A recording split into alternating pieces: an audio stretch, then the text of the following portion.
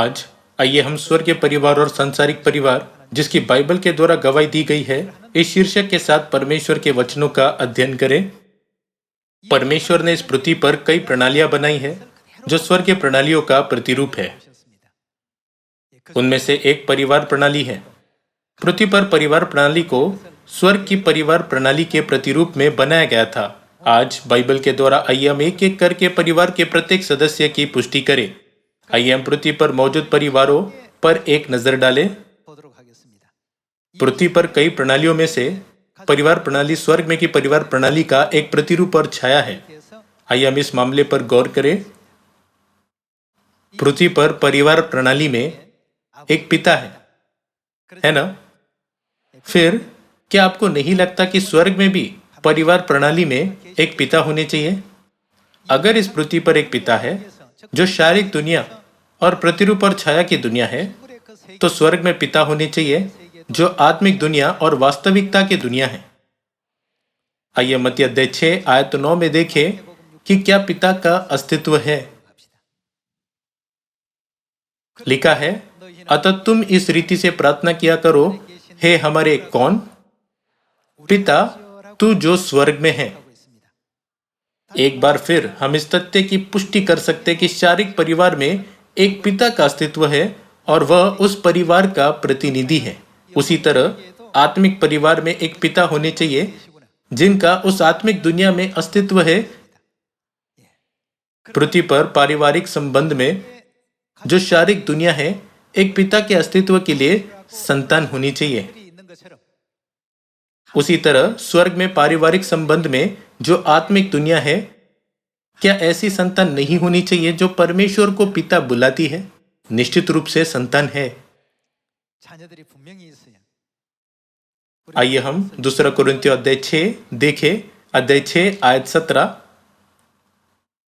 इसलिए प्रभु कहता है, उनके बीच में से निकलो और अलग रहो और अशुद्ध वस्तुओं को मत छुओ, तो मैं तुम्हें ग्रहण करूंगा और मैं तुम्हारा क्या हूंगा? पिता हूंगा और तुम मेरे बेटे और बेटियां होगे। यह सर्वशक्तिमान प्रभु परमेश्वर का वचन है। जैसे इस पृथ्वी पर शारीरिक पिता और उनकी शारीरिक संतान होती है, ठीक वैसे बाइबल हमें प्रतिरूप और वास्तविकता के संबंध के द्वारा सिखाती है कि स्वर्ग के राज्य में आत्मिक पिता और उनकी आत्मिक संतानों का भी निश्चय ही अस्तित्व है। शारीरिक परिवार में एक पिता और भाई और बहनें होते हैं, तो परिवार के पूर्ण होने के लिए और कौन होना चाहिए? एक माता भी होनी चाहिए। शारीरिक परिवार की प्रतिरूप के द्वारा हम समझ सकते हैं कि न केवल एक पिता और संतान होने चाहिए, लेकिन आत्मिक परिवार में एक माता का भी अस्तित्व होना चाहिए। इस तरह बाइबल माता के बारे में गवाही देती है। आइए हम गलातियों अध्याय 4 आयत 26 में एक साथ जाकर देखें कि बाइबल में माता दिखाई देती है। पर ऊपर, यहाँ ऊपर का मतलब स्वर्ग है। ऊपर की यरूशलेम स्वतंत्र है और वह हमारी माता है। बाइबल हमें एक स्पष्ट शिक्षा दे रही है।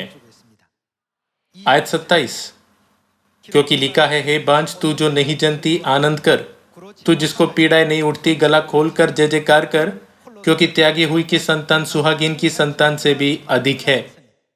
हे भाइयों, हम इसहाक के समान किस प्रकार की संतान? प्रतिज्ञा की संतान है। पहला यूहन्ना अध्याय 2 आयत 25 के अनुसार यह प्रतिज्ञा अनंत जीवन है, जिसका अर्थ है कि परमेश्वर ने हमें अनंत जीवन की प्रतिज्ञा दी है। पृथ्वी पर सभी प्रणालियां स्वर्ग की प्रणाली का एक प्रतिरूप है जो वास्तविकता है। तो फिर इस पृथ्वी पर जो प्रतिरूप और छाया की दुनिया है, कौन संतानों को जीवन देती है? फिर स्वर्ग में किसे संतानों को अनंत जीवन देना चाहिए? क्या वह हमारी माता नहीं है जिन्होंने हमें अनंत जीवन प्रदान किया है? हमें किस प्रकार की संतान कही गई है? हमें प्रतिज्ञा की संतान कही गई है। आइए हम आयत 29 के साथ जारी रखें। और जैसा उस समय शरीर के अनुसार जन्मा हुआ आत्मा के अनुसार जन्मे हुए को सताता था, वैसा ही अब भी होता है। परंतु पवित्र शास्त्र क्या कहता है? दासी और उसके पुत्र को निकाल दे, क्योंकि दासी का पुत्र स्वतंत्र स्त्री के पुत्र के साथ उत्तराधिकारी नहीं होगा। इसलिए हे भाइयों, हम दासी के नहीं परंतु किसकी संतान है? स्वतंत्र स्त्री की संतान है। गलाती अध्याय 4 आयत 26 में यह कहता है, ऊपर की यरूशलेम स्वतंत्र है। फिर स्वतंत्र स्त्री से हमारा क्या संबंध है? हम उनकी संतान है। दूसरे शब्दों में, ऊपर की यरूशलेम स्वतंत्र स्त्री हमारे लिए कौन है? बाइबल हमें सिखाती है कि यह स्वतंत्र स्त्री हमारी अनंत माता को दर्शाती है। हम पिता और माता की संतान है और हम एक दूसरे के लिए भाई और बहनें हैं। फिर हमें केवल स्वयं ही नहीं, लेकिन अपने भाई और बहनों के साथ स्वर्ग में प्रवेश करना चाहिए। मुझे आशा है कि हम सभी सियोन के सुंदर भाई बहन होंगे जो परिवार के एक भी सदस्य को नहीं खोएंगे। आइए हम उन सभी को खोजें और स्वर्गीय माता के साथ अपने अनंत घर, स्वर्ग के राज्य में जहां पिता है, लौटे और अनंत जीवन की आशीष का आनंद ले।